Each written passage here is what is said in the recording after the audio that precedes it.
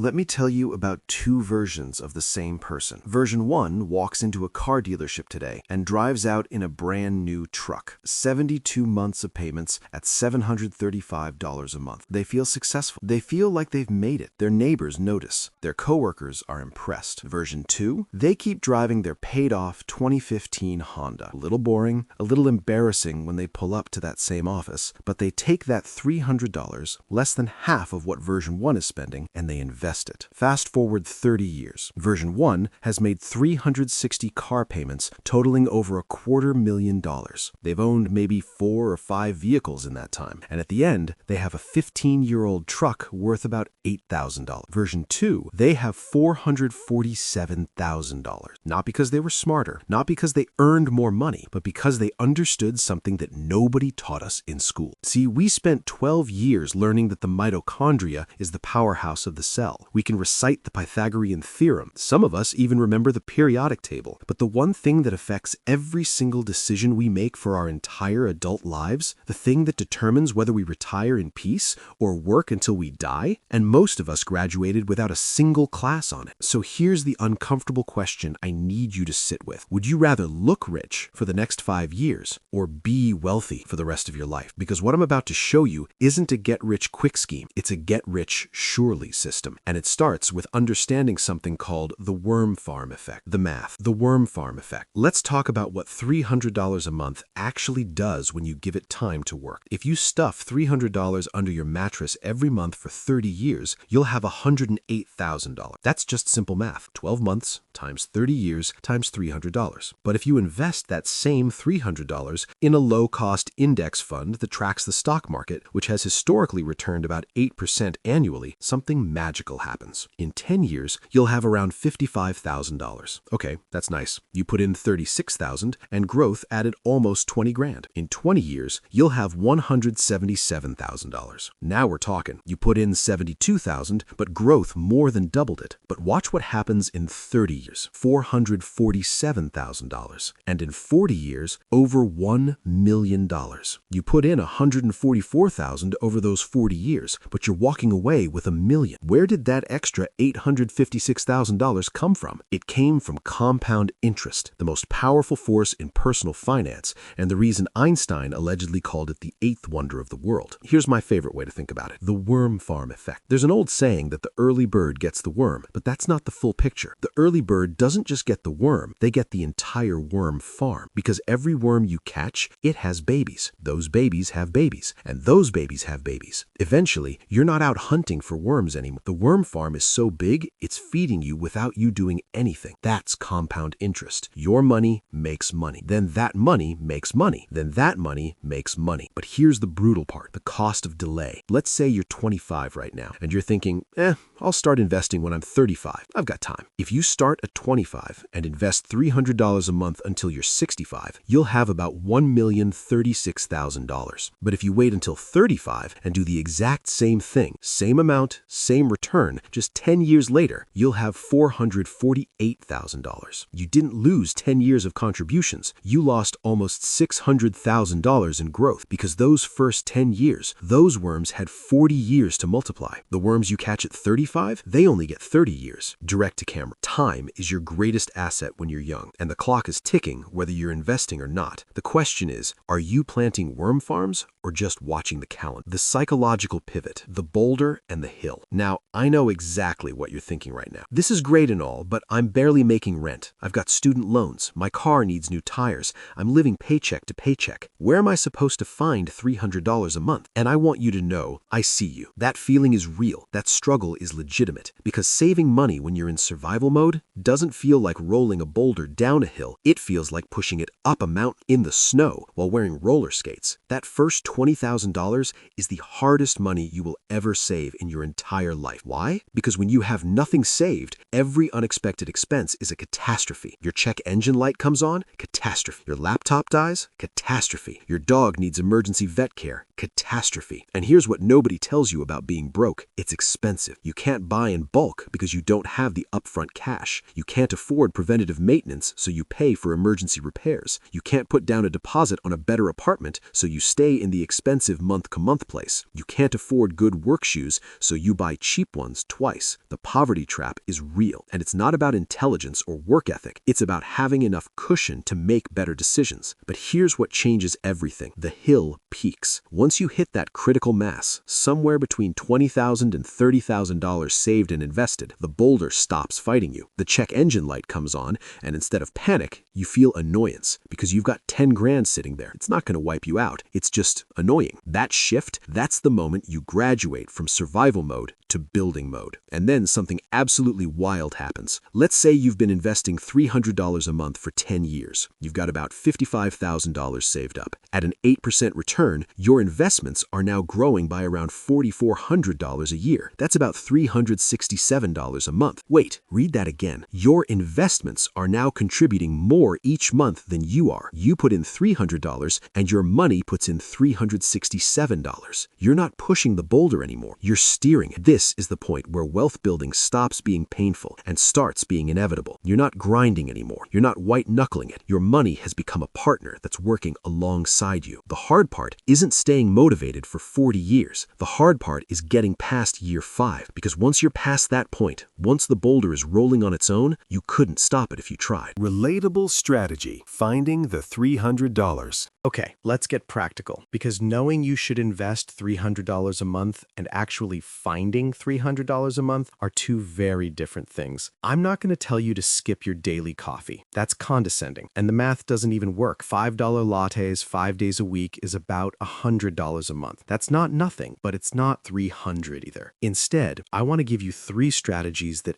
actually work. Strategies that don't require you to live like a monk or eat ramen for 10 years. Strategy 1, the half raise rule. Here's the secret. The easiest money to save is money you never see. So here's the rule. Every time you get a raise, automatically invest half of it before it ever hits your checking account. Let's say you're making $50,000 a year and you get a 6% raise. That's an extra $3,000 a year, or $250 a month. Most people immediately inflate their lifestyle. Nicer apartment, newer car, more takeout, and suddenly they're right back where they started. No extra breathing room despite earning more. But what if you automatically diverted $125 of that raise to your investment account? You still get $125 a month extra to improve your life. You still feel the raise, but you're also turbocharging your future. The beautiful part, you never got used to that full $250, so you don't miss it. There's no feeling of deprivation, no willpower required. And here's the kicker. Over a career, the average person gets a raise every 18 to 24 months. If you implement the half raise rule with just 3 raises, you could easily get from $0 invested per month to $300 plus without ever feeling like you reduced your current lifestyle. You're not sacrificing your present for your future. You're just making sure both versions of you get to win. Strategy 2, lifestyle inflation immunity. Most people are pouring water into a bucket of holes. They get a better job, so they upgrade their car. They get a promotion, so they move to a fancier apartment. They get a bonus, so they book an expensive vacation. And then they look around 5 years later and think, I'm making 50% more than I used to. So why does money still feel tight? Because it's not about how much you make. It's about the gap between what you make and what you spend. The person making $60,000 and investing $300 a month is building more real wealth than the person making $150,000 and spending every penny. One looks successful, one is becoming financially free. Here's what lifestyle inflation looks like in real life. You got a new job, so you deserve a car payment instead of driving your paid-off sedan. You got a promotion, so you should live in a nicer part of town, even though your old place was fine. You're making more money, so you need to dress better, eat out more, take fancier trips. None of these things are bad, but they're not neutral either. Every dollar you commit to an upgraded lifestyle is a dollar that can't compound for 40 years. So here's my challenge. For the next 2 years, pretend you didn't get that raise. Live like you're still making what you made before. Invest the difference. Just 2 years. Because once you see your investment account hit $10,000 or $20,000, something shifts in your brain. Suddenly, the idea of going backwards, of cashing it out to fund a lifestyle upgrade feels wrong. You've built something and you'll protect it. Strategy 3, the check engine light test. Here's how you know you've made it out of survival mode and into building mode. Your check engine light comes on. If your immediate reaction is panic, heart racing, stomach dropping, how am I going to pay for this? You're still in survival mode. But if your reaction is annoyance, eye roll, heavy sigh, ugh, that's going to be like $800, congratulations, you've reached escape velocity. This is why that first $10,000 to $20,000 is so life-changing. It's not just money, it's mental bandwidth. When you're broke, every single day requires crisis management. You're constantly calculating, can I afford gas and groceries? If I pay this bill on time, will I have enough for that one? That mental load is exhausting, and it leaves you with zero capacity to think long term. But once you have that cushion, your brain finally has permission to think beyond next week. You can say no to overtime you don't want because you're not desperate. You can invest in skills or education because you're not terrified of a short-term income dip. You can negotiate your salary because you're not paralyzed by the fear of losing your job. Financial security doesn't just give you money, it gives you options. And options are the real definition of wealth. So here's the path. Focus on that first $10,000 like your life depends on it, because in a very real way, it does. Once you hit $10,000, everything gets easier. The second $10,000 comes faster. The third still, because you're not just building money, you're building the identity of someone who saves, someone who invests, someone who thinks long term. And that identity is worth more than the money itself. The boring path to success. All right, we need to talk about the least sexy part of this entire equation, how you actually invest, because I'm going to lose some of you here. This is the part where people's eyes glaze over and they start looking for shortcuts. But stay with me, because this is the difference between actually building wealth and just gambling with extra steps. Here's what doesn't work. Picking individual stocks based on tips from Reddit or your cousin. Trying to time the market by buying low and selling high. Day trading or options or crypto get-rich-quick schemes. Paying 1% to 2% fees to actively managed mutual funds. You know what does work? Low-cost index funds that track the entire market. Automatic monthly contributions that happen whether you feel like it or not. Boring, consistent, long-term holding through ups and downs. Here's why. Over the past 100 years, the stock market has returned about 10% annually on average. Some years it's up 30%. Some years it's down 20%. But zoom out, the trend is unmistakably up. When you buy an index fund, something like a total market fund or an S&P 500 fund, you're not betting on individual companies. You're betting on the entire economy continuing to grow over time. And unless you think capitalism is going to completely collapse, that's a pretty safe bet. Now, here's the part that makes me genuinely angry. Fees. A lot of financial advisors will try to sell you actively managed funds that charge 1% or even 2% per year. They'll say, we're experts, we'll beat the market. But here's the thing. Over 30 years, a 1% fee doesn't cost you 1%. It costs you about 28% of your total returns. On that $1 million portfolio we talked about earlier, a 1% fee means you're handing over $280,000 to some guy in a suit who statistically won't even beat the market anyway. Find a low-cost index fund with fees under 0.1%. Set up automatic contributions and then do nothing. I know that sounds too simple. We've been conditioned to think that building wealth requires constant attention, expert knowledge, perfect timing, but the data is overwhelming. The boring approach beats the exciting approach almost every single time. Wealthy versus rich. Understanding the difference. Let me show you the difference between looking rich and being wealthy. Person A, rich, drives a $70,000 truck with a $1,200 month payment, lives in a luxury apartment for $2,500 a month, wears designer clothes and takes expensive vacations, has $3,000 in savings. Net worth, negative $45,000. Debt exceeds assets. Person B, wealthy, drives a paid-off 2018 Honda Accord, lives in a modest apartment for $1,400 a month, shops at normal stores, and takes affordable trips. Invests $800 a month. Net worth after 10 years, $147,000. Person A looks successful. Their Instagram is fire. Their neighbors are impressed. Person B looks fine, maybe a little boring, but person B is buying their freedom. They're building real security. And in 20 years, when person A is still working because they have to, Person B will be working because they want to, or not working at all. The question isn't, can you afford the payment? The question is, what is this costing you in freedom? Because that truck isn't just costing you $1,200 a month, it's costing you the $1 million that money could have become. That's not frugality. That's not deprivation. That's just math with a 40-year timeline. Okay, deep breath. You now know something that most people go their entire lives without understanding. You know that $300 a month becomes $1 million.